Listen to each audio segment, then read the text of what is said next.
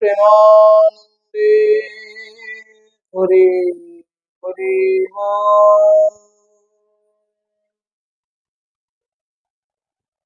वन्दे अहं श्रीगुरुं श्रीयुतपदकमलं श्रीगुरोन् वैष्णवांश्च श्रीरूपां साग्रजातं सहगणरघुनाथान्वितं तं सजीवम् साद्वैतं सावधूतं परिजनसहितं श्रीकृष्णचैतन्यदेवं श्रीराधाकृष्णपादान् सहगणललितं श्रीविशाखान्वितंश्च वन्दे श्रीकृष्णचैतन्य श्रीनित्यानन्दं सहदितो गौरद्वये पुष्पवन्तो चित्रवसन्तो कमलदो कनकरचिरगौरसर्वचित्तयकचौरव प्राकृतिं मधुरं देवं पूर्णनामकेवं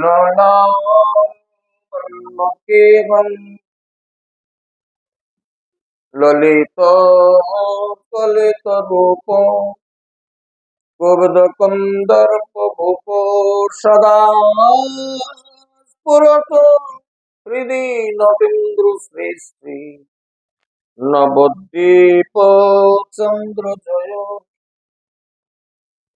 जय गदाधर गौरांग हे श्रीनित्यानंद कृपानिधि साद्वैतं श्रीवासदि प्राणबन्धो नमस्तुते जय गुरवे गौरचन्द्राय राधिकावतदालय कृष्णाय कृष्ण भगताय तद्भक्ताय नमो नमः गुरुन् वन्दे रसानन्दे प्रेमानन्द स्वरूपगम् नमामृतारसे मग्नं नमामि चरणाम्बुजे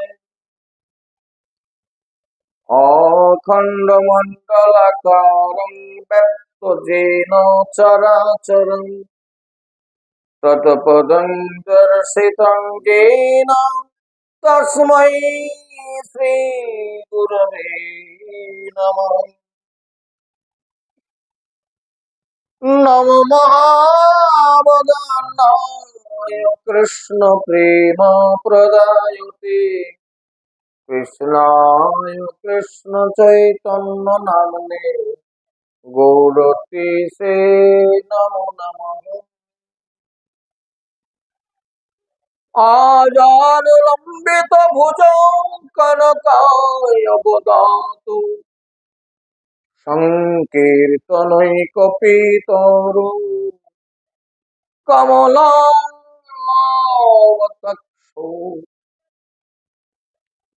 विश्वम्भरो द्विजवरो युगधर्मपालो वन्दे जगत्प्रियो गुरु करुणावतारो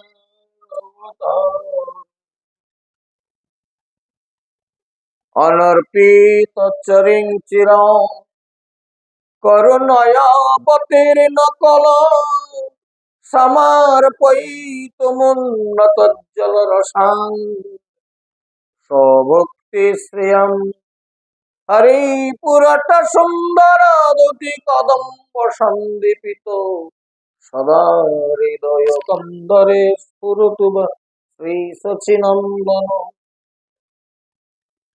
বৃন্দাবৈ তুলসী দেবৈ প্রিয়া ওই কেশবস্য কৃষ্ণ ভক্তি প্রদে দেবী সত্যবত্তে নমো নমঃ। বঞ্ছাকল্পতরুর্ভশ্চ কৃপা সিন্ধুভ এব চ পতিতানাং পাবনেভ্যো শ্রী গুরু বৈষ্ণবে নমঃ। অনাদ্যং পরমারাধ্যং শিব শক্তি স্বরূপিণী প্রত্যক্ষং সদ্গুরু রূপং চিন্ময়ী পরমেশ্বরী শিষ্য হৃদি বিহারিণী ভুক্তি মুক্তি প্রদায়িনী নমামি শ্রী গৌরেশ্বরী দামোদর বিলাসিনী। বাগীশব্দসুরগণা সর্বার্থমুপক্রমে জগন্নাথং কৃতকৃত্বা সুস্থং নমামি গজাননম।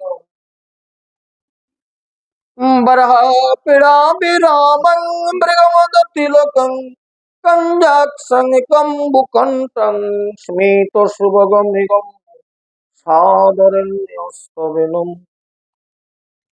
শ্যামং শান্তং ত্রিভঙ্গং রবিকরবসनं ভূষিতং বৈজয়ন্तं বন্দে বৃন্দাবনস্থং युवतिशतभृत्यं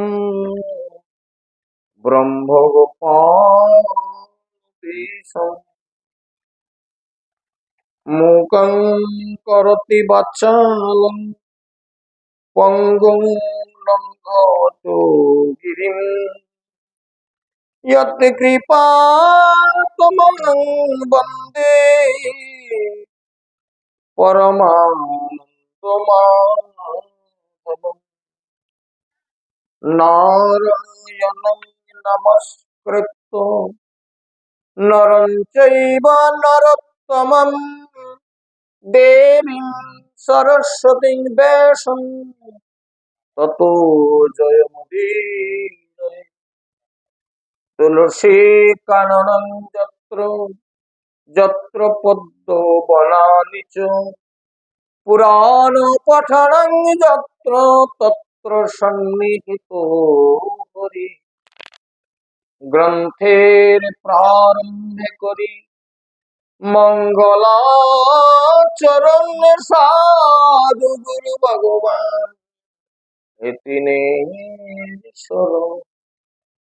তিনের শরণে হয় বিঘ্ন বিনাশন অনায়াসে প্রাপ্ত হয় শ্রী শ্রী রাধা গোবিন্দ চরণ। जय जय निराय गौर प्रेमानंदे हरे हरे।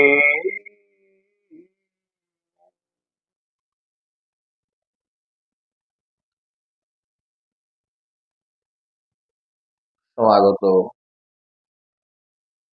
পরম শ্রদ্ধেয় পরম পূজ্যপাদ শ্রী শ্রী গৌর অনুরাগ ভক্ত বৈষ্ণব তথা শ্রী রাধা গোবিন্দের শ্রীপাদ পদ্ম আশ্রয়কারী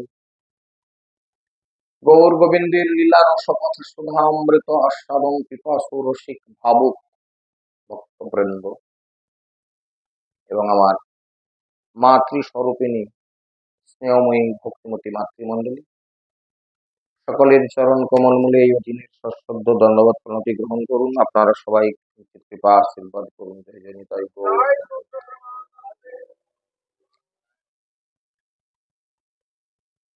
অতঃপর আমার পরম পূজ্যপাদ শ্রী গুরুদেব, যার কৃপা করুণা আমার জীবনের চলার পথের একমাত্র পাথেয়, আমার পরমারাধ্য শ্রী গুরুদেব নিত্যধাম প্রবিষ্ট শ্রী শ্রী নারায়ণ চন্দ্র দেব শর্মন প্রভুপাদ শ্রীপাদ পদ্মে আমার ছোট কোটি দণ্ডবত প্রণাম। নিত্যধাম প্রবিষ্ট পিতৃদেবের চরণে আমার প্রণাম, আমার মাতৃদেবীর চরণে প্রণতি।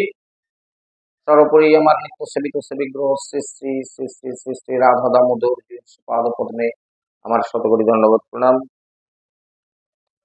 সবশেষে এখন পর্যন্ত যারা এখানে উপস্থিত আছেন এবং পরে যারা উপস্থিত হবেন, সকলের চরণেই আমার কোটি কোটি কোটি কোটি কোটি কোটি ধন্যবাদ প্রণাম। আপনারা সবাই কৃপা আশীর্বাদ করুন।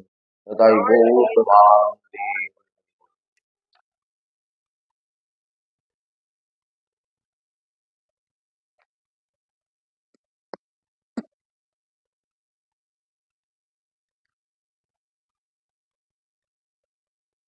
তদ্দকার পরিবেশরে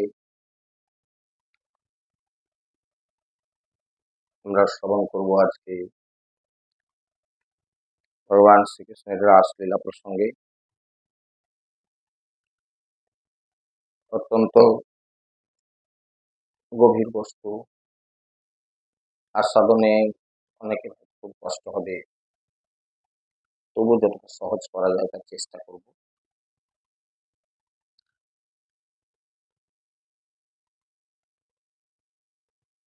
শ্রীমদ্ ভাগবতম মহাপুরাণে যে 5টি রস সন্নিবেশিত হয়েছে, শান্ত, দাস্য, সূক্ষ্ম, বাৎসল্য, মধুর, এই 5টি রসের মধ্যে রসশ্রেষ্ঠ মধুর রস থেকে এই রাসের উদ্ভব হয়েছে। কান্তাকান্ত প্রেম স্বভাবতই এটি আদি রসাত্মক বলে মনে হয়, কিন্তু যার কন্দরে কন্দরে অনেক গোপনীয় কথা, যেগুলি অনেকটা নিজেদের ভাবধারা অনুযায়ী আস্বাদন করে নিতে হয়।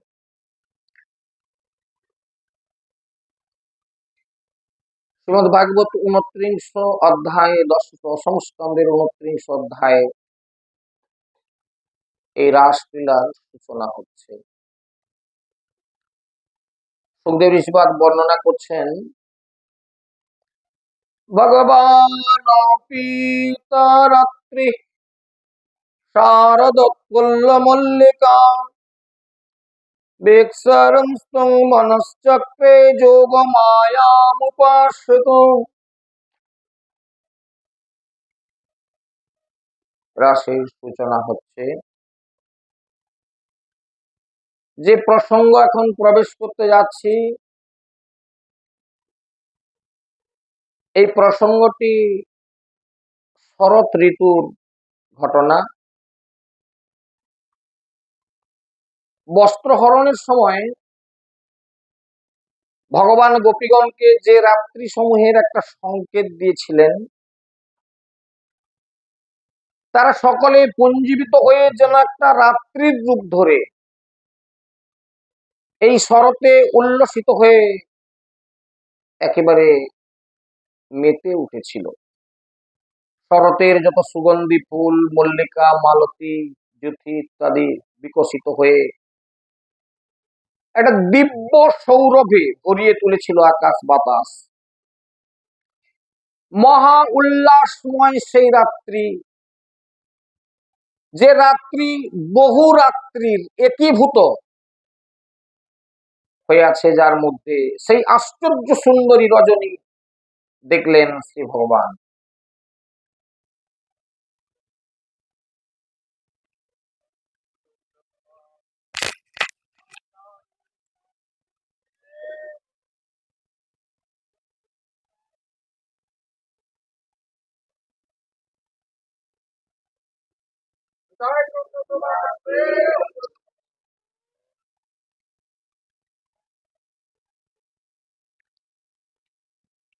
তো ভগবান দেখলেন সেই আশ্চর্য সুন্দরী রজনী,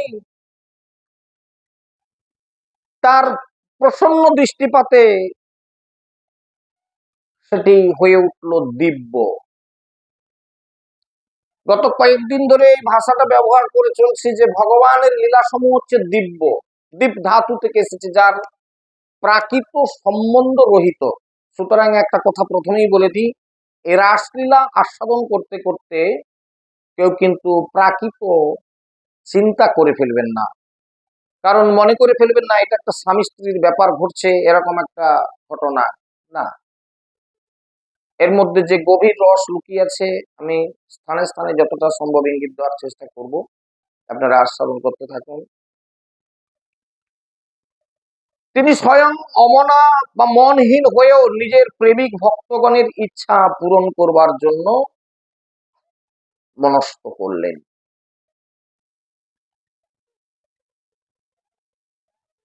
তো প্রাথমিকভাবে একটা কথা আগে জানিয়ে রাখি যে বস্ত্র হরণের সময় ভগবান গোপীগণকে যে রাত্রি সময়ের সংকেত দিয়েছিলেন,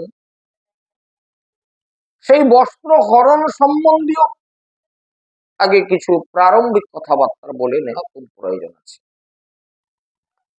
শ্রীমদ্ ভাগবতম দশম স্কন্ধের দ্বাবিংশ অধ্যায়ে এই বস্ত্র হরণের লীলা সন্নিবেশিত হয়েছে। সুখদেব ঋষিপাদের সেই বর্ণনায় হেমন্তে প্রথমে মাসি নন্দ ব্রজ কুমারিকা চেরুর বিশ্বভুঞ্জানা কার্তায়নার্চন ব্রতম আপ্লুত্যম্ব্যসি কালিন্দা জলন্তে চরিতে গমরুণে প্রকৃত্য়া প্রকৃতি দেবী মানো চূর্ণিপসৈকতিম।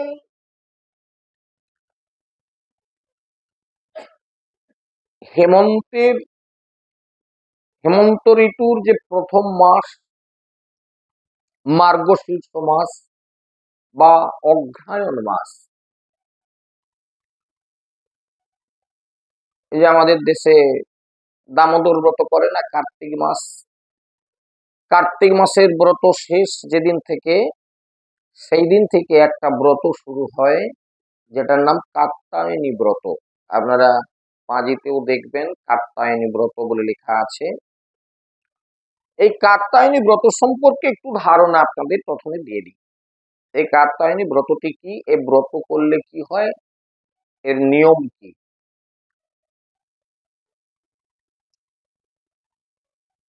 অধিকাংশ কুমারী কন্যাগণ তাদের মনমতো পতি লাভ করবার জন্য এই কাত্যায়নী দেবীর অর্চনা করে থাকেন এবং ব্রত ধারণ করে থাকেন। এই ব্রত ধারণের বিধি হচ্ছে দিবারাত্রর মধ্যে একবার মাত্র অন্নগ্রহণ, এবং সেটি হচ্ছে হবিষ্যান্ন। কাহাকে বলে হবিষ্যান্ন? হবি মিশ্রিত যে আতপ অন্ন, এটি হচ্ছে হবিষ্যান্ন। নিয়ম হচ্ছে অতি প্রত্যুষে শয্যা ত্যাগ করে কোন সরোবরে, পুষ্করণীতে বা স্রোতস্বিনীতে অবগাহন স্নান করে, খুব মন দিয়ে শুনবেন, অবগাহন স্নান করে, ডুবে স্নান,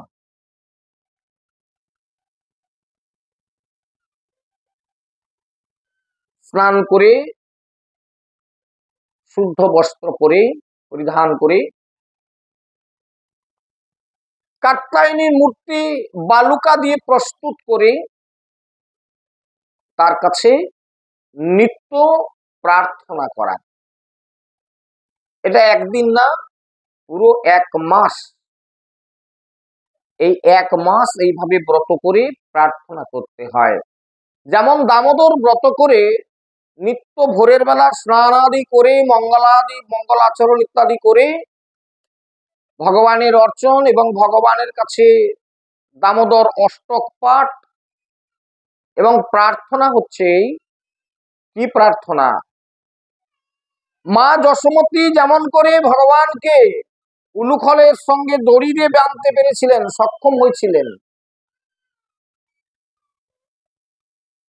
এই ব্রত সুন্দরভাবে প্রতিপালন করলে প্রতিটি ভক্তই ভগবানকে এইভাবে হৃদয়ে বাঁধতে পারবেন।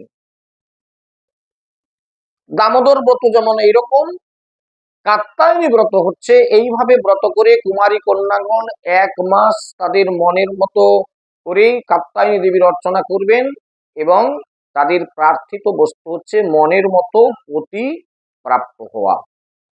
অবশ্যই তার ফললাভ করবেন।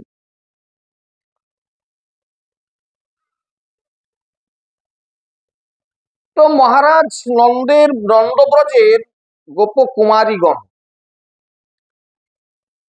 ব্রজভূমির কুমারীগণ দেবী কাত্যায়নীর পূজা তথা ব্রত আচরণে প্রবৃত্ত হলেন। এই সময়ে তারা শুধুমাত্র হবিষ্যান্ন গ্রহণ করতেন।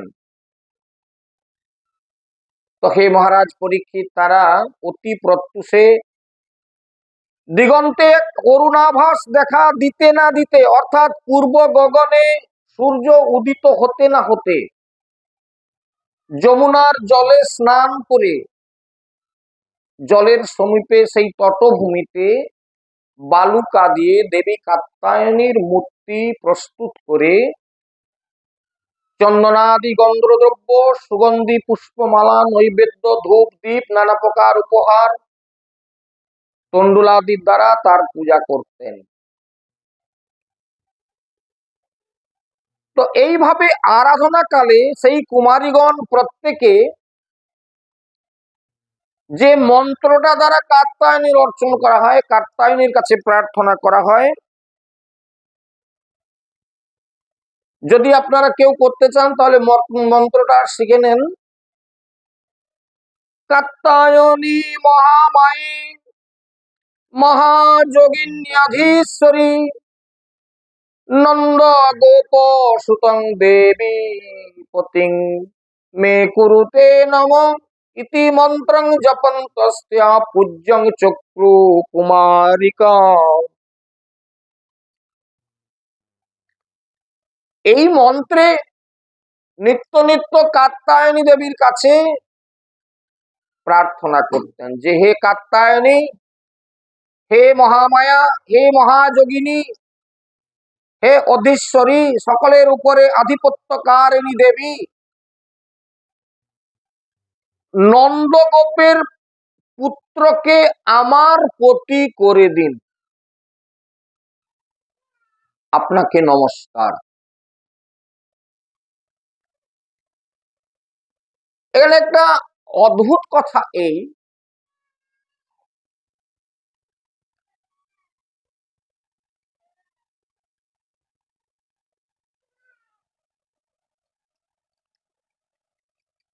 ব্রজের কুমারীরা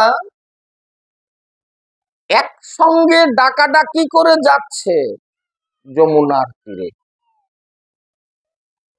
ওই রে দিদি, বেরিয়েছিস, উঠেছিস, চলো। খুব আশ্চর্যের বিষয়, যেটা প্রাকৃত সম্বন্ধ যুক্ত নয়। কি সেটা?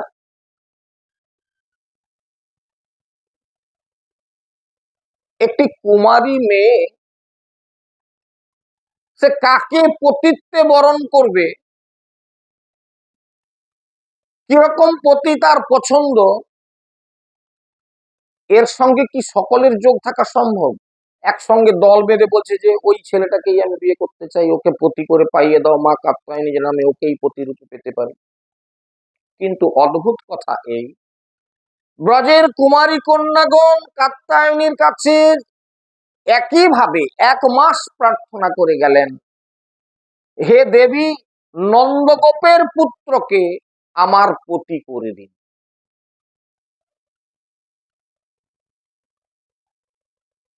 সকলে একসঙ্গে একই কথা বলছে। এটা জড় সম্বন্ধ যুক্ত নয়, আমাদের প্রাকৃত জগতের ঘটনা নয়। প্রাকৃত জগতে এরকম হতেই পারে না যে 10টা 20টা মেয়ে একসঙ্গে বলছে যে এই ছেলেটাকেই আমার স্বামীকে বরণ করতে চাই। এটা কখনোই হওয়া সম্ভব নয়। কিন্তু ব্রজের কুমারী কন্যাগণ তারা এই প্রার্থনা করেছিলেন। তো এইভাবে 1 মাস কৃষ্ণের নিবেদিত চিত্তা, তাদের চিত্তটা, মনটা কৃষ্ণকে তারা নিবেদন করে দিয়েছেন। ব্রজকুমারীরা শ্রী নন্দনন্দন আমাদের পতি হন, এই কামনা করে দেবী ভদ্রকালীকে বা কাত্যায়নী মায়ের কাছে 1 মাস ধরে অত্যন্ত নিষ্ঠার সঙ্গে যথাবিধি অর্চনা করতে লাগলেন। এবং একটু আগে যেটা উল্লেখ করলাম যে আরো অদ্ভুত, যে তারা প্রত্যেক দিন উষাকালে উঠে পরস্পরকে নাম ধরে ডাকাডাকি করে উচ্চস্বরে, এবং উচ্চস্বরে শ্রীকৃষ্ণের গুণানুগুণ কীর্তন করতে করতে যমুনায় স্নান করতে যেতেন। একসঙ্গে সবাই ডাকাডাকি করে এইভাবে যমুনায় স্নান করতে যেতেন।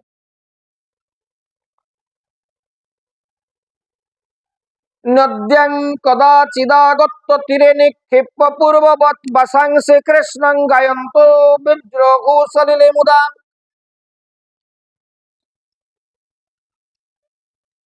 এমনি ভাবে 1 মাস কেটে গেল। ব্রতের সমাপন দিবস আজ। অনেকেই দামোদর ব্রত করেন, আপনাদের এলাকাতেও করেন। ব্রতের শেষের দিন আনন্দ করতে হয়, উৎসব করতে হয়, যার যেরকম সামর্থ্য উৎসব। এটা কি? আমি সারা মাস ব্রত করেছিলাম, আজকে আমি ব্রত সমাপন করছি, তো আমি আজকে 5 মূর্তি বৈষ্ণব সেবা দেবো, একটু ব্রাহ্মণদের একটু সেবা দেবো, একটু ভোজন দক্ষিণা করব, আমার বাড়িতে একটু হরিনাম সংকীর্তন করব, তো আপনারা আসবেন আমার বাড়িতে। আমি একটু ব্রত করছিলাম, আজ দুপুরে আমি একটু বৈষ্ণব সেবা দিয়ে আমার ব্রত সমাপন করব, একটু হরিনাম সংকীর্তন করবো, আপনারা আসবেন। এটা যেমন নিয়ম, কাত্যায়নী ব্রতের শেষের দিন কুমারী কন্যাগণ তারাও উৎসব করছে। সেই উৎসবটা কি উৎসব, কিরকম না, তারা অন্যান্য দিনের মতোই নদীতে এসে নিজেদের কি করলেন না, অঙ্গের বস্ত্র শস্ত্রগুলি ডাঙাতে তীরে রেখে কৃষ্ণ গুণগান করতে করতে আনন্দের সঙ্গে তারা জল ক্রীড়া করছে, আজকে জলে খেলা করছে, আনন্দ করছে, একে তাকে তার গায়ে জল দিচ্ছে, ওর গায়ে জল ছিটছে ইত্যাদি, জল ক্রীড়া। সুখদেব ঋষিপাদ বলছেন, মহারাজ পরীক্ষিত, ভগবান তো যোগেশ্বরদেরও ঈশ্বর, তার কাছে গোপীদের যে মনের ভাব, মনের যে ইচ্ছা, সেটা অজানা ছিল না। এখানে এতজন ভক্ত বসে আছেন, এখানে বসে কে কি ভাবনা করছেন ও তো কৃষ্ণ জানেন। কে ঘরের চিন্তা করছেন, কে বাইরের চিন্তা করছেন, কে কার চিন্তা করছেন, ওইদিকে কে আসছে দেখছেন, ও তো ভগবান জানেন। আর কজন ভগবানের কথা মন দিয়ে শুনছেন, ও ভগবানের অজানা নেই। তিনি অন্তর্যামী পুরুষ, আপনার অন্তরে কি চিন্তা হচ্ছে সবকিছু তার জানা। আর 1 মাস ধরে ব্রজ সুন্দরীগণ তাকে যে ডেকে যাচ্ছে, সেটা কি তার অজানা থাকতে পারে গো? তাই তিনি জানতেন যে ব্রজের কুমারী কন্যাগণ আমাকে পতিরূপে প্রাপ্ত হতে চায়। যে কারণবশত গোপীগণের অভিলাষ তার অজ্ঞাত ছিল না। তিনি তাদের সাধনা সফল করবার জন্য, তাদের মনের ইচ্ছা পূর্ণ করবার জন্য বয়স্কদেরকে সঙ্গে নিয়ে, বয়স্ক মানে তার সঙ্গী সাথী বন্ধুদেরকে সঙ্গে নিয়ে, দেখুন আমরা কি বলবো, রে তোকে ডাকছে তুই যা। মেয়েরাও যেমন এদের সাধনা করলো, সকলে মিলে একসঙ্গে বলছে নন্দসুত কৃষ্ণকে আমার পতি করে দাও, আর সে ছোকরার কথা দেখো, সে তোকে ডাকছে না হয় তুই যা, পাড়ার সব ছানাদেরকে ডেকে নিয়ে যাবি, ইয়ে কিরকম কথা, তাই না? বয়স্কদেরকে সঙ্গে নিয়ে সেই যমুনা পুলিনে গমন করলেন, এবং সেখানে গিয়ে কি করলেন, তৎসঙ্গ বসাই সুপাদায় নীপ মারুধ্য সত্যর হসত ভি প্রহসন বালই পরিহাসমুবাচ। তীরে পরিত্যক্ত গোপকন্যাদের যে বস্ত্রগুলি ছিল, সেই বস্ত্রগুলোকে সংগ্রহ করে নিয়ে তিনি খুব তাড়াতাড়ি করে একটা কদম্ব বৃক্ষে আরোহণ করলেন, এবং তার সঙ্গী বালকেরা এই কৌতুক দেখে হাসতে থাকলে তিনি নিজেও হাসতে থাকলেন। আপনারা কি বলবেন? ওরে মেয়ে ছেলেরা তারা তাদের বস্ত্র রেখে স্নান করছে, তুমি সেখানে যাবে কেন? তাদের কাপড় চোপড় তোমাকে কে তুলতে বলছে? কি বলবেন আপনারা, তাই না? तत्रागत्ता बला कामं संसंग वास प्रगृह्यतं सत्यं ब्रुवाणीनो नरमो यद जूयं व्रतकर्षितो। ওহে অবলা গণ, এই যে দেখো তোমাদের বস্ত্রগুলি এইখানে আমার কাছে আছে, তোমরা ইচ্ছা মতো এখানে এসে নিজের নিজের বস্ত্র নিয়ে যাও। আর আমি সত্যি বলছি, শোনো, তোমাদের সঙ্গে আমি কোনো পরিহাস করছি না। হ্যাঁ, আর করবোই বা কেন? কারণ আমি তো জানি যে তোমরা গত 1 মাস যাবত কঠিন ব্রত ধারণ করে আছো এবং খুব পরিশ্রান্ত এবং দুর্বল হয়ে পড়েছো। অন্যান্য সময় যেরকম স্বাভাবিক খাওয়া দাওয়া করে, এই সময়টা তো সেরকম খাওয়া দাওয়া করছে না। ওই একবার মাত্র দিনের শেষে হব্বিসান্ন মাত্র খেয়ে দিবারাত্র কাটাচ্ছে আর কাত্যায়নের কাছে এইভাবে পুজো করছে। দেখবেন ব্রত করতে করতে শরীর একটু শুকিয়ে যায় এবং দুর্বল হয়ে যায়।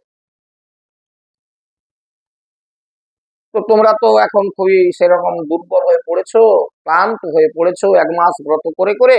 সেই জন্য তোমাদের সঙ্গে কিন্তু আমি কোনো পরিহাস করছি না, তোমাদের সঙ্গে নিয়ে আমি কোনো রসিকতা করছি না।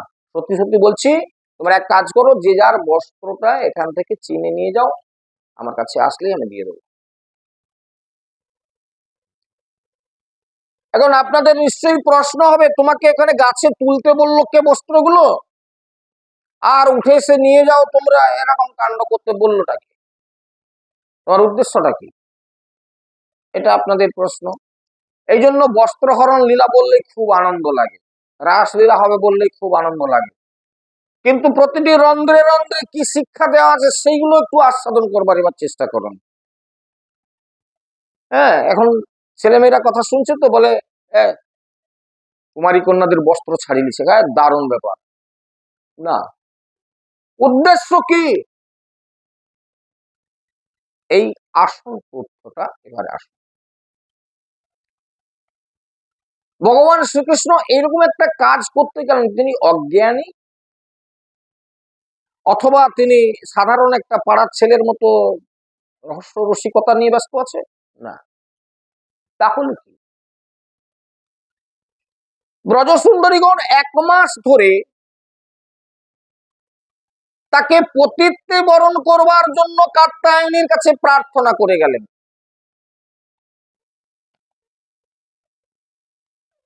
কথা হচ্ছে এই, যারা আমাকে পতিত্বে বরণ করতে চাচ্ছে, আমাকে স্বামীত্বে বরণ করতে চায়,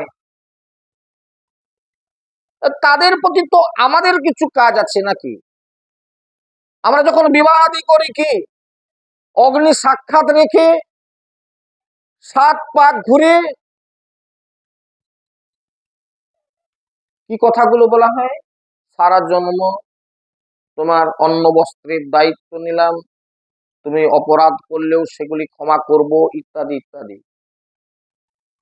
তাহলে আমাকে যদি পতিত্বে বরণ করতে চায়, তাহলে এদের সমস্ত দায়িত্ব আমার।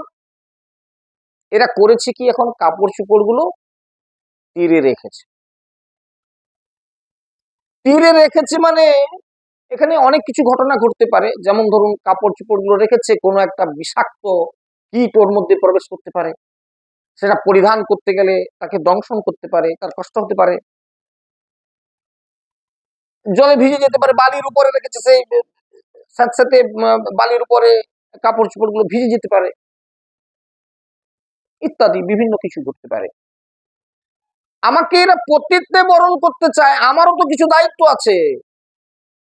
আমরা কে চাই যে আমার স্ত্রী অসুখে ভুগুক, আমার স্ত্রীর একটা খারাপ কিছু হোক, আমার সেদিকে দেয় তুমি এটা কি করছো, এই ভিজে, এই বৃষ্টির দিন গেল, তুমি ভিজা কাপড়ে এরকম করছো, তাড়াতাড়ি কাপড় ছাড়ো, জ্বর করবে না।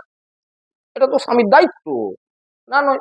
তো সুতরাং এরা যখন আমাকে পতিত্বে বরণ করতে চায়, তাহলে আমারও তো কিছু দায়িত্ব আছে। সেই দায়িত্বটার উপরে ভিত্তি করে ভগবান শ্রীকৃষ্ণ কাপড়গুলোকে, বস্ত্রগুলোকে গাছে তুলে রাখলেন, আমার কাছে আছে, তার মানে আমার দায়িত্বে আছে। তোমরা এসে যার যার বস্ত্রগুলো নিয়ে, দায়িত্ব দেখুন স্বামীর দায়িত্বটা কি। তো আপনারা বলবেন স্বামীর দায়িত্ব আর কিছু নেই, শুধু কাপড় চোপড় গুলা ঝেড়ে রাখা। এবার কারণটা কি? দ্বিতীয় কারণে আসছি, খুব মন দিয়ে শুনবেন জায়গাগুলো, তা নাহলে রাসলীলাকে নিয়ে ওই গোটা দুনিয়া যেটা হচ্ছে উপহাস চলছে তা হয়ে যাবে। আসল কারণগুলো উপলব্ধি করলে তবে বুঝতে পারবেন। দ্বিতীয় কারণে, তোমরা যদি আমাকে পতিত্বে বরণ করতে চাও, স্বামী স্ত্রীর মধ্যে কি কারোর কোনো লজ্জাবোধ থাকে? কোনো বিষয়ে তো কোনো লজ্জাবোধ থাকে না। যা কিছু তার ঘটনা ঘটুক না কেন, যেখানে যা অসুবিধা হোক না কেন, স্বামী স্ত্রীর মধ্যে সেই কথাগুলো হয়।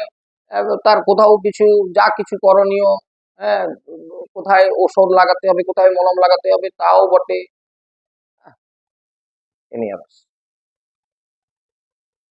কোনো লজ্জা থাকে না। ভগবান শ্রীকৃষ্ণ কোথায় হাত দিলেন দেখুন আগে। তোমরা যদি আমাকে পতিত্বে বরণ করতে চাও, প্রথম কথা হচ্ছে সমস্ত প্রকার লজ্জাটাকে ত্যাগ করে দিতে হবে। কোন জায়গায়? তাহলে তোমরা জলে স্নান করছো উলঙ্গ হয়ে, কাপড়গুলো ডাঙায় রেখে, প্রথম দায়িত্ব আমার হচ্ছে তোমাদের কাপড় চোপড় গুলো আমি গুছিয়ে রেখেছি, কোথায় ভিজে যাবে কি, পোকামাকড়ে কাটবে কি, পোকামাকড়ের মধ্যে বাসা করে থাকবে, সেখানে তোমরা বস্ত্রটা পরিধান করতে গেলে তোমাদের হয়তো কোনো ক্ষতি হতে পারে, সেটা একটা কারণ। আর দ্বিতীয় কারণে এই, তোমরা যদি আমাকে পতিত্বে বরণ করতে চাও, তাহলে তোমাদের তো আমার কাছে লজ্জা কিছু থাকার কথা নয়, সেই জন্য তোমরা উঠে এসে তাহলে বস্ত্রগুলো নিয়ে যাও। দেখো, আগে লজ্জাটাকে ত্যাগ করতে হয়, লজ্জাটাকে ত্যাগ করতে হয়। এই যে আমাদের বৈষ্ণব জগতে একটা কথা আছে না, যে লজ্জা ঘৃণা ভয় এই তিন থাকতে নয়। আমি আমার জীবনের একটা ঘটনা আপনাদেরকে এই প্রসঙ্গে বলি, তাহলে আপনাদের একটু বুঝতে সুবিধা লাগবে। দেখুন, তো গুরুদেব যখন আমাকে দীক্ষা নামাদি প্রদান করলেন, আমাকে তিলকান্নিক করে দিয়েছিলেন। তো আমি কলেজের পড়া বাদেও অনেক কিছু ছোটখাটো ডিপ্লোমা করার জন্য বিভিন্ন আহ, সংস্থার সঙ্গে যুক্ত ছিলাম, যে কারণে প্রায় বাইরে যেতে হতো। তো তখন সেই বয়সে আহ তিলকান্নিকটা করে যাব, এটা কেমন লাগে। 18-19 বছর বয়স, কলেজে যেতাম যখন, তখন মালাটা ফোল্ডিং সিস্টেম থাকতো, খুলে দিয়ে কলেজে যেতে হতো। হ্যাঁ, না হলে বিপদের সীমা ছিল না। লোকে বিভিন্ন প্রকার, ছেলেরা বাজে কথা বলবে, বাবাজিটা বাজি বলে লাগাবে, এইসব একটা ছিল না, এ কারণে খুলে দিয়ে যেতে হতো। বাড়িতে পড়তাম, খুলে দিয়ে যেতে হতো। দু একদিন এরকম পরে যে আমার বিপদ অনেক কিছু ঘটেছিল, সেসব কথা না বলাই ভালো। তো বাইরে যখন যেতাম তখন তিলকান্নিককে বাড়িতে পরলাম, তারপরে সেটাকে পুজোর সময় পরে তারপর সেটাকে মুছে দিয়ে বাইরে বেরোতাম। লজ্জা ছিল, তিলকটা পরে যাব আমি, কেমন দেখাবে। তো কোনো একজন বৈষ্ণব, তার কথা আমি উল্লেখ করতে চাই না আপনাদের কাছে, তিনি অত্যন্ত আমাকে স্নেহ করতেন এবং তার সঙ্গে দীর্ঘদিন আমার খুব ইয়ে ছিল, মৃত্যুকাল পর্যন্ত তিনি আমাকে অত্যন্ত স্নেহ করতেন। তার সঙ্গে রাস্তায় দেখা হলো, আমি যাচ্ছি, রাস্তায় দেখা হলো। সে আমার নাম করে বলছে, বলছে তোমার গুরুদেব কি তোমাকে আর্নিক করে দেয়নি? দিয়েছিল, করনি কেন? আমি সত্যি কথা বলতে কি করি, মুছে দিয়েছে। তিনি কি করলেন, এই বিষয়টা আমার গুরুদেবের কাছে জানালেন। মানে আমার গুরুদেবের সঙ্গে তার অত্যন্ত একটা সখ্য সম্বন্ধ ছিল, মানে সখ্য ভাব ছিল, বন্ধুত্বের মতো। বলে যে এরকম আপনার শিষ্য এরকম তিলকান্নিক করে না, এটা কি ভালো দেখায়? কয়েকদিন পরে আমি গুরুদেবের বাড়িতে গিয়েছি, তিনি সঙ্গে সঙ্গে আমাকে একটা হুইপ জারি করে দিলেন, তুমি যদি তিলকান্নিক করে আসো তাহলে আমার বাউন্ডারির মধ্যে প্রবেশ করবে, তা নাহলে প্রবেশ নিষেধ থাকলো আজ থেকে। আর কোনো উপায় নাই। তাহলে গুরুদেব প্রথমে কি করলেন, আমাকে আমার লজ্জাটাকে তুলে দিলেন। তুমি যদি কৃষ্ণ ভজন করবে তাহলে লজ্জা করলে হবে কি করে? তুমি জপ করবে, ভগবানের দিব্য নাম জপ করছো, কেউ দেখে ফেললো নাকি? আমার মালাটা কেউ দেখলো নাকি? তাতে যদি তোমার লজ্জা থাকে তাহলে ভগবানের নাম হবে কি করে? তিলকান্নিকটা তোমার হচ্ছে স্বরূপ, এই স্বরূপটা করলে লোকে যদি কিছু বলে এরকম যদি তোমার মনে হয় তাহলে হবে কি করে? ঠিক তেমনি ভগবান শ্রীকৃষ্ণ আজকে ব্রজগোপীদের বস্ত্র হরণ করলেন। এটা একটা সব থেকে বড় কারণ যে তোমরা যদি আমাকে পতিত্বে বরণ করতে চাও তাহলে পতির কাছে পত্নীদের কোন রকম লজ্জা তো থাকার কথা না। সেই জন্য তিনি জারি করলেন যে তোমাদের বস্ত্রগুলো আমি গুছিয়ে এখানে রেখেছি,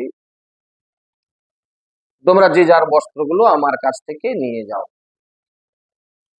আপনারা আশা করি বুঝতে পারছেন যে মেয়েরা স্নান করছে উলঙ্গ অর্ধ উলঙ্গ অবস্থায়, তার এখন ডাঙায় উঠে গিয়ে বস্ত্রটা নিবে কি করে? আবার কি মেয়ে ছেলেরা থাকলে ভালো হতো, ছেলেদের সামনে সেটা কি করে করা যায়? এটা এক নম্বর কথা। দ্বিতীয় কথা যে কথা একটু আগে প্রশ্ন তুলছিলাম যে তারা যদি ব্রজগোপীরা ডেকেছে তো তুমি যাও, বন্ধু বান্ধব নিয়ে যাওয়ার দরকার কি আছে? কেউ আমাকে ভালোবেসে ফাঁকে কথা বলবে বলে ডাকছে, আমি কতগুলো বন্ধু নিয়ে সেখানে যাবো? এরকম বুদ্ধি কারো আছে নাকি? কি বুদ্ধি? কিন্তু এই বুদ্ধির পিছনে যৌক্তিকতা কি? শুধু আমি না, আমার বয়স্কদেরকে আমি সঙ্গে নিয়ে এসেছি এখানে, তাদের চোখের সামনে তোমাদের এই লজ্জাটাকে আমি কেড়ে নিতে চাই। দেখুন, যখন বলে দিল যে যার বস্ত্রগুলো এসে নিয়ে যাও, তাহলে বলুন শুধু একা না, যাকে আমরা পতিত্বে বরণ করতে চেয়েছি তিনি একা নয়, তার অন্তরঙ্গ বন্ধুরা এসেছে। এই অন্তরঙ্গ বন্ধু প্রসঙ্গে বলতে গেলে এখন অনেক কথা, আমি ওই পথে আর যাব না। এই অন্তরঙ্গ প্রসঙ্গে অর্থাৎ এরা স্বামীর অংশ বিশেষ, আলাদা আলাদা ছেলেগুলো না, এরা অংশ বিশেষ।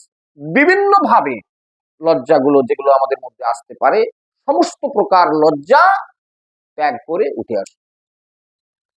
এখন সমস্যা হলো যে এটা কি করা যায় কখনো? এটা কি করা যায়? বিয়ে করব বলে বলেছি বটে, পতিত্বে বরণ করতে চাই বটে, কিন্তু এখনো তো হয়নি, তার আগেই কি এই লজ্জাটা ত্যাগ করা যায়? আপনাদের প্রশ্ন নিশ্চিত ভাবে হবে এই প্রশ্ন।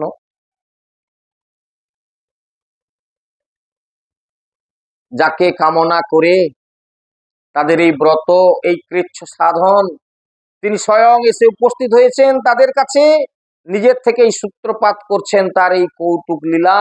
গোপীদের হৃদয় সরসী প্রেম রস উচ্ছলনে টলমল করছিল এই ঘটনায়, তবু তাদের লজ্জার যে বহিরাবরণটুকু সহসা তারা কিছুতেই ত্যাগ করতে পারছিল না।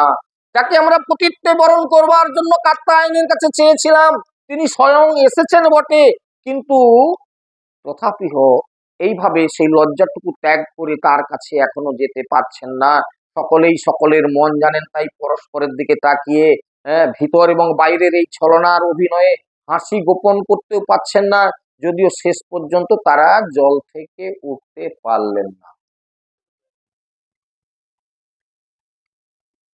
এবং ব্রুবতী গোবিন্দে নরমমাহ প্রক্ষিপ্ত চেতস আকণ্ঠ মগ্না সিতোদে বিপমান স্তমব্রুবন। এখন জল ক্রীড়া করছে তারা কিছুক্ষণের জন্য, সেটা তাদের করার কথা, এবং সেটা বুঝতে পেরেছেন যে মার্গশীর্ষ মাসের সংক্রান্তি দিনের ঘটনা, মানে অঘ্রাণ মাসের সংক্রান্তি দিনের এই লীলা। তাহলে ঠান্ডাটা কেমন সেটা আশা করি আপনাদের জানা আছে। হ্যাঁ, এবং আপনারা এটাও ভালো করে জানেন যে শীতকালে নদীতে স্রোত খুব জোর থাকে না, ফলত সেই জলটা ঠান্ডা অনেক বেশি হয়। তবে ইদানিং যারা যমুনা দর্শন করেছেন তারা সেকালের যমুনা কথা বুঝতে পারবেন না, কারণ এখন যমুনার স্রোত প্রায় স্থিমিত হয়ে আসছে এবং অনেক কিছু ব্যাপার সেখানে ঘটে গেছে, যে কারণবশত সেই যমুনাকে এখন আপনারা বৃন্দাবনে গেলে দর্শন করতে পারবেন না। যাই হোক না কেন, এইভাবে তারা আপাত লঘু পরিহাস মিশ্রিত কথাগুলি সেই গোপকন্যাদের চিত্তকে গোবিন্দের প্রতি সবলে আকর্ষণ করছিল। মনে মনে তাদের ভালোই লাগছিল, খারাপ না, কিন্তু প্রকাশ্যে তারা কিন্তু উঠে গিয়ে বস্ত্রটা নিতে পারছে না। যাকে পতিত্বে বরণ করতে চেয়েছিলেন তিনি এসে তাদের সঙ্গে যে এইভাবে রসকৌতুক করছেন, এটা তাদের ভালোই লাগতেছিল, কিন্তু এই ঘটনাটা মেনে নিতে পারছিল না মন থেকে। এখন তারা আকণ্ঠ জলমগ্ন হয়ে কঠিন ঠান্ডায় থরথর করে কাঁপতে লাগে, ঠক করে কাঁপছে। কাঁপতে কাঁপতে তখন ভগবান কৃষ্ণকে বলছেন, হে কৃষ্ণ, এরকম তুমি অনীতি করো না, মানে নীতি বিরুদ্ধ কাজ তুমি করো না। আমরা তো জানি যে তুমি নন্দ মহারাজার প্রিয় পুত্র, আর জানি তুমি আমাদের জীবন বল্লভ, ব্রজবাসীরা সবাই তোমার প্রশংসায় পঞ্চমুখ। তোমার মতো লোকের এইরকম কাজগুলো কি আর করণীয় হয়? এবং পরম অনন্দনীয় চরিত্র তুমি। দেখো আমরা শীতে কিরকম কাঁপছি, আমাদের কাপড়গুলো তুমি দিয়ে দাও। এইবার আপনাদের কাছে একটা যুক্তি দেখাই, কাপড়গুলো দিয়ে দাও। আচ্ছা, কাপড় দিয়ে দেবো, যদি এমনটাই হয় কাপড়গুলো দিয়ে দেবো। খুব মন দিয়ে শুনবেন, না হলে বুঝতে পারবেন না। ওটা তো জলে স্নান করছে।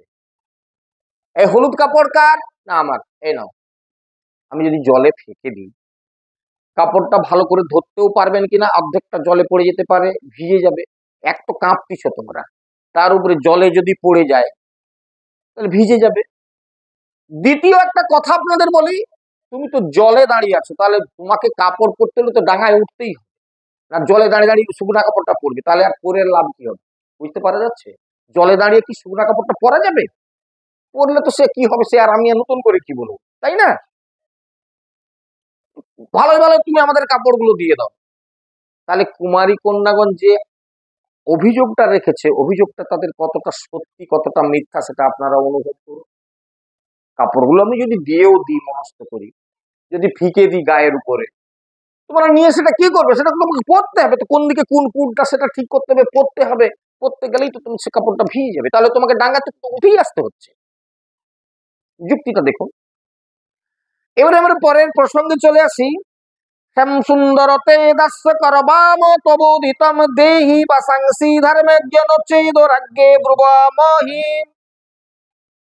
দেখো শ্যাম সুন্দর, আমরা তোমার দাসী, তুমি যা বলবে আমরা তাই করতে প্রস্তুত আছি। ধর্মের তত্ত্ব তোমার চেয়ে আর কেউ ভালো জানে না। হ্যাঁ, সুতরাং ধর্মের তত্ত্ব তোমার থেকে কেউ ভালো জানে না, তাই তুমি ধর্মজ্ঞ, এবং আমাদেরকে কষ্ট দিও না, কাপড়গুলো দিয়ে দাও। এটা পর্যন্ত বললে তবু ভালো ছিল, কিন্তু তারপরে একটা কথা বলে দিলেন এমন, যে কথাটা এটাই গৌর হরিবল।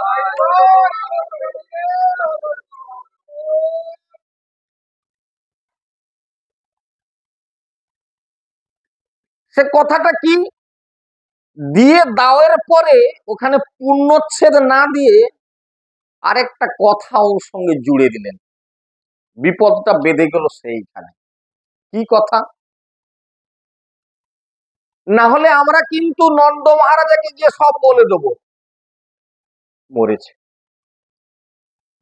প্রথম কথাটা বলেছিল যে আমাদেরকে কষ্ট দিও না, কাপড়গুলো দিয়ে দাও। ওই পর্যন্ত যদি পূর্ণচ্ছেদ দিয়ে দিত তবু ভালো, ধমকানি দিয়ে দিল একটা, তুমি যদি না দাও তাহলে নন্দ মহারাজ তোমার বাবাকে গিয়ে বলবো। ভগবান তখন বলতেছেন, ভবত্ত যদি মে দাস্য ময়ক্তং বা করিষ্যথ অত্রাগত সবাংসাসি প্রতিচ্ছস্তু শুচিস্মিতা। ভগবান বলছে, দেখো কুমারী কন্যাগণ, তোমাদের হাসিটি বড় পবিত্র, তোমরা মিসমিস করে হাসছো, আমার দেখে ভালোই লাগছে। হ্যাঁ, তোমরা যখন নিজেদেরকে আমার দাসী বলেই স্বীকার করছো, আর আমি যা বলবো তাই করবে বলেও অঙ্গীকার করছো, আমি তো তোমরা আমার দাসী, আমি তোমাদেরকে বলছি কাপড়গুলো নিয়ে যাও। আর তাছাড়া তাছাড়া তোমরা আমাকে বলছো যে আমি যদি না এটা দিয়ে দিই, তাহলে তোমরা আমার বাবা নন্দ মহারাজের কাছে গিয়ে অভিযোগ করবে। তোমাদের কি মাথায় কিছু আছে? যাদের ওই জল থেকে উঠে এসে কাপড়টা নেওয়ার মতো ক্ষমতা নেই, তারা এই অবস্থায় আমার বাবার কাছে যাবে? যাও, রাস্তা খোলা আছে, যাও, রাস্তা তো খোলা আছে, যাও। এই রাত তো বিপদে পড়ে গেল, কথাটা তো বলা ভুল হয়ে গেছে, কারণ ধমকানোটা ঠিক হয়নি। কেননা সত্যিই তো তাই। আমরা এখন ধমকে কি করবো? আমরা যাবো কি করে? অভিযোগ যে করতে যাব, এখন উলঙ্গ অবস্থায় জলে স্নান করতেছি, উঠে যাব কি করে? কাপড়ের জন্য অভিযোগ করতে যাব বাবার কাছে? দেখুন ঘটনাটা বলা ভুল হয়ে গেছে। গোপকন্যাগণ তখন সত্যি শীতে অত্যন্ত কষ্ট পাচ্ছিলেন, তাদের সর্বাঙ্গ কম্পিত হচ্ছিল। ভগবানের কথা শুনে তারা অবশেষে কি করলেন? দু হাত দিয়ে লজ্জার স্থান ঢেকে, কেউ এরকম করে ঢাকছে, কেউ এরকম ঢাকছে, কি করবে? এদিকে এক হাত, এদিকে এক দিয়ে কোন রকম ঢেকে ভগবানের কথা মতো তার কাছে আসতে লাগলেন। এখন ভগবান কি করলেন না, ডালে ছিল, ডাল থেকে কাপড়গুলোকে কাঁধে তুলে নিলেন, কাঁধে তুললেন। কাঁধে তোলার অর্থটা কি বুঝতে পারলেন কিছু? দেখুন, গল্প তো শুনলেন, বস্ত্রগুলোকে কাঁধে তুলে নিলেন। স্ত্রীর দায়িত্ব পতিকে কাঁধে তুলে নিতে হয়, কাঁধে তুলে নিতে হয়। কাঁধে তুলে মানে কি? আমরা কোনো ভারী বস্তুকে যখন তোলার চেষ্টা করি, তখন কাঁধে করে তুলি। একটা গাছের গুঁড়ি, এই বাঁশ লাগাও, দেখি, কাঁধ লাগাও, হ্যালো, হেইও, কি? স্ত্রীর দায়িত্ব আমরা কাঁধে নেব। ভগবান কি করলেন না, তার বস্ত্রগুলোকে কাঁধে তুলে নিয়েছেন। তখন কাঁধে তুলে নিয়ে উঠে এসেছে জল থেকে তারা, এরকম লজ্জা ঢেকে কোন রকম, একে নিচের দিকে মুখ, তাদের তারা তাকাতে পারছে না, লজ্জায় মুখের দিকে তাকাতে পারছে না, বুকের লজ্জা একদিকে ঢাকছে, এদিকে লজ্জা একদিকে ঢাকছে, এইভাবে কোন রকম থরথর করে তারা উঠে এসেছে। এমন সময় ভগবান আরো তাদেরকে নিয়ে দেখলেন এদের তো লজ্জা পূর্ণভাবে যায়নি। দেখুন, খুব সিরিয়াস জায়গা, কৃষ্ণ ভজনের জায়গাটা কোথায়? এই রাস থেকে শিক্ষাগুলো গ্রহণ করুন। এখনো পূর্ণ লজ্জা যায়, তাই নিচুর দিকে মুখ, অধোবদন, বক্ষস্থলে এক হাত দিয়ে ঢাকছে, নিচুর দিকে লজ্জাকে একদিকে ঢাকছে, কোন রকম নিচুর দিকে মুখ করে কুঁজকুচ করে উঠে এসেছে। ভগবান এখন কি করলেন না, কাপড়গুলোকে কাঁধে তুলে নিয়েছেন, কাঁধে নিয়ে একটা স্মিত প্রীতির স্নিগ্ধ হাসি হাসতে হাসতে তাদেরকে কিছু কথা বলছেন। কি কথা বললেন?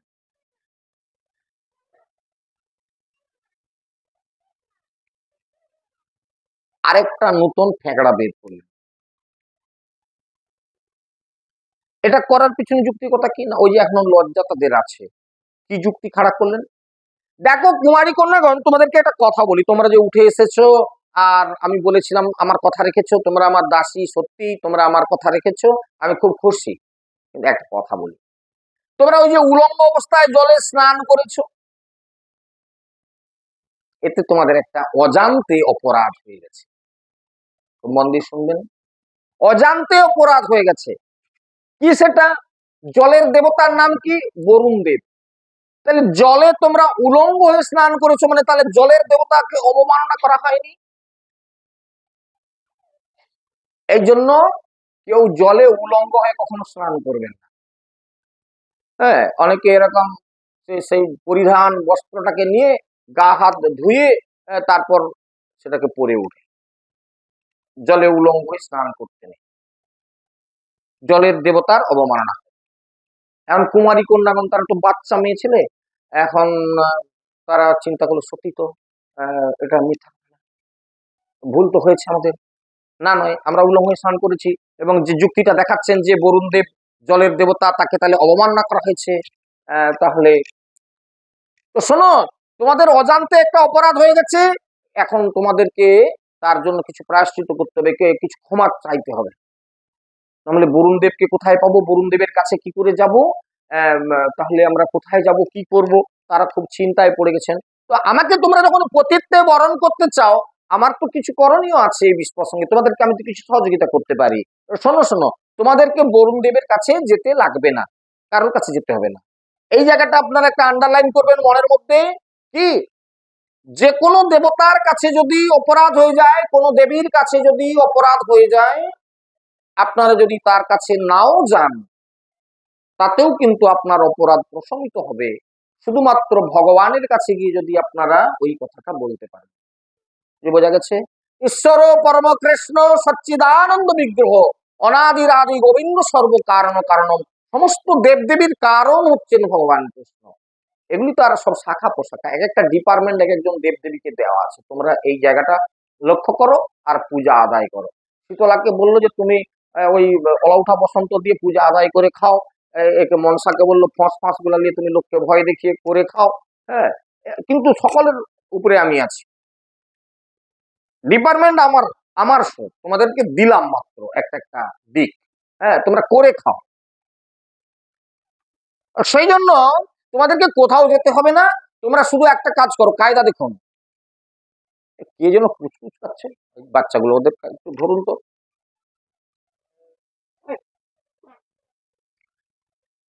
তো কারণে হচ্ছে এই যে তোমরা এক কাজ করো, দুটো হাত তোলো। হায় ঠাকুর, যদিও এরকম করেছিলাম এরকম করেছিলাম, এবার যদি বলে হাত তুলো, তাহলে কি হবে অবস্থা? মানে পূর্ণভাবে লজ্জা পরিত্যাগ করানো। দুটো হাত তোলো, হাত তুলে জোর করো, জোড়ো। হ্যাঁ, হাত জোর করো, হাত জোর করে তোমরা আমার কাছে বললেই হয়ে যাবে। আমার কাছে বলো যে আমাদের এরকম জলে স্নান করতে গিয়ে এরকম একটা কাণ্ড করে ফেলেছি, আমাদের অপরাধ হয়ে গেছে, আপনি আমাদের ক্ষমা করে দেন। আর কোথাও যেতে হবে না, কষ্ট করে দূরে যেতে হবে না, এইখানেই দুটো হাত তুলে বলে দিলেই। কুমারী কন্যা কোন দেখলো যে একটু দূরে যেতে হবে না, খানিকটা সহজ করে দিছে বটে, কিন্তু এখন হাত তুলি কি করে? হ্যাঁ, হাত তুললেই তো একদম, তাহলে স্যারেন্ডার। এই যে দুটো বাহু তুলে নিতাই গৌর প্রেমানন্দে হরি হরি বল, স্যারেন্ডার, পূর্ণ স্যারেন্ডার। কি এখানে কোনো লজ্জা নাই, কোনো বন্ধন নাই, দুটো বাহু তুলে দিলেন, নিতাই গৌর হরি বল, ভগবানের কাছে আত্মসমর্পণ হয়ে গেল। একটু আত্মসমর্পণ সম্পর্কে একটু পুরানো ঘটনা আপনাদের কাছে তুলে দিই। মহাভারতের এই কাহিনী সকলের জানা আছে কিনা দেখুন তো। কপট পাশা খেলায় পরাজিত করে যুধিষ্ঠিরের মতো ধর্মরাজ স্ত্রীকে পণ রূপে রেখে, দ্রৌপদীকে পণ রূপে রেখে পাশা খেলে দিলেন। পাশা খেলায় হেরে গেলেন।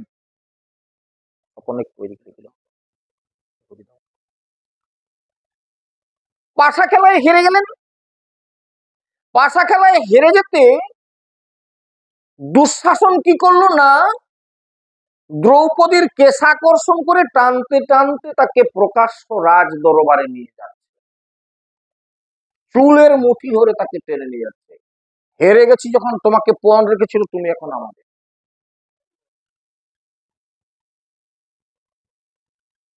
মহাভারতের ইতিহাসে এই চুলে ধরে মেয়েকে, একটা মেয়েকে টেনে নিয়ে যাচ্ছে, এই পাপ থেকেই কৌরবদের সর্বনাশ। কোন জায়গায় সর্বনাশ হলো? যদি আপনাদের ইতিহাসটা ভালো করে জানা থাকে তাহলে ভালো, যারা যারা জানেন তাদের আরো পরিষ্কার হয়ে যাবে, আর যারা জানেন না তারা ভালো করে জেনে নেন। সংস্কৃত মহাভারতে যে প্রসঙ্গটা উল্লেখ করা আছে, দ্রৌপদী এদিনকে রজস্বলা ছিলেন। দুঃশাসন এসে যখন তাকে স্পর্শ করতে যাবে, দ্রৌপদী বলেছিল তুমি আমায় স্পর্শ করো না, তুমি আমায় স্পর্শ করো না, আমি তোমায় অনুরোধ করছি তুমি স্পর্শ করো না। বুঝতে চাইল না। একটি নারী কেন স্পর্শ করবে না সেটাও পর্যন্ত তাকে জানালো, আমি অসুচি অবস্থায় আছি, তুমি আমাকে স্পর্শ করো না। এই জায়গাটা খুব আন্ডারলাইন করে রাখবেন। প্রতিটি সংসারে নারীকে নিয়ে সংসার করা আছে, তো সর্বনাশ হয়ে যাচ্ছে সংসারের কোথা থেকে মানুষে আনতে পারছে না। একটা ক্লু আপনাদের কাছে দিয়ে রাখলাম, এই কাজটা কোনোদিন করবেন না। এই সময় স্ত্রীর উপরে কোনোদিন ক্রোধান্বিত হবেন না, ওর গায়ে কোনোদিন হাত দিবেন না, মাথায় কোনোদিন হাত দিবেন না, স্পর্শ করবেন না। কথা শুনলো না, দুঃশাসন টানতে টানতে চুলের মুঠি ধরে টানতে টানতে দ্রৌপদীকে নিয়ে যাচ্ছে, বিবস্ত্র করবে, এদেরকে চরম শাস্তি দেওয়ার জন্য। হস্তিনাপুরের রাজ সিংহাসনে তখন ধৃতরাষ্ট্র বসে আছে। অন্ধ দু রকমের হয়, একটা যারা চোখে দেখতে পায় না তারা তো অন্ধ, ওরে চোখে যারা দেখতে পায় না তারা তো কানেও শুনতে পায়। ধৃতরাষ্ট্র কি সেদিন কানে শুনতে পাচ্ছিল না? তার পুত্রগণ দ্রৌপদীকে চুলে মুঠি ধরে রাজসভায় নিয়ে এসে তাকে বিবস্ত্র করার চেষ্টা করছো, তো সকলে শুনতেই পাচ্ছে, সেটা তো তুমি তুমি বাধা দিতে পারলে না, একটা বাধা দিলে না। দেখুন সর্বনাশের কতগুলো জায়গা লক্ষ্য করুন। না, কোনো প্রতিবাদ করলো না, কোনো প্রতিবাদ করলো না। এই রজস্বলা নারীর চুলের মুঠি ধরে টানতেই এই পাপে এই পাপে কৌরব বংশ ধ্বংস হয়ে গেল, গান্ধারীর 100টা পুত্র মারা গেল কুরুক্ষেত্রের যুদ্ধে। পাপ কিরকম করে আসে দেখুন।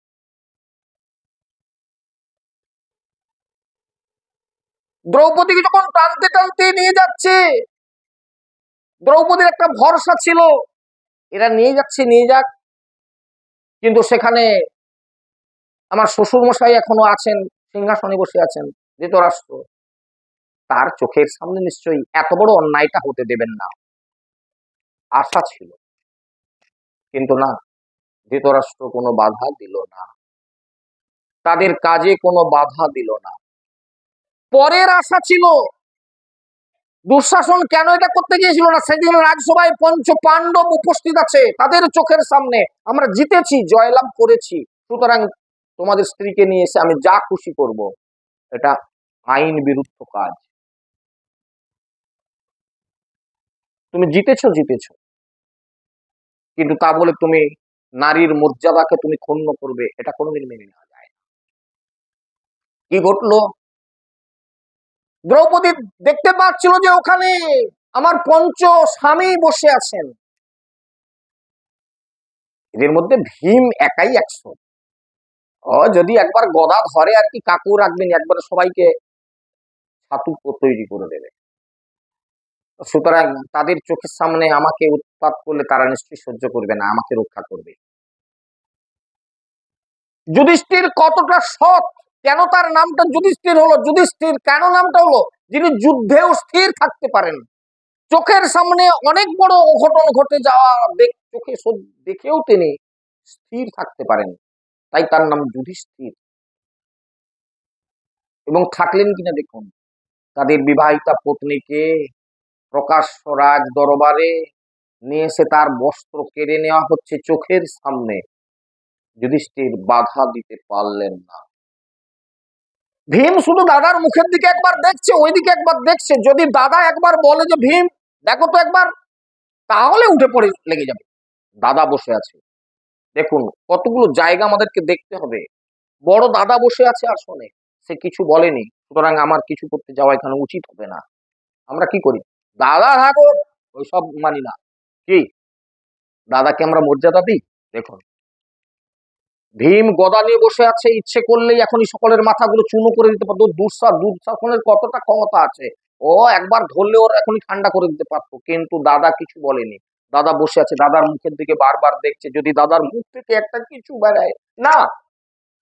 যুধিষ্ঠিরের মুখ থেকে কোনো প্রতিবাদের ভাষা বেরোলো না। অন্যায় ভাবে দ্রৌপদী যখন দেখলো যে আমার শ্বশুর মশাই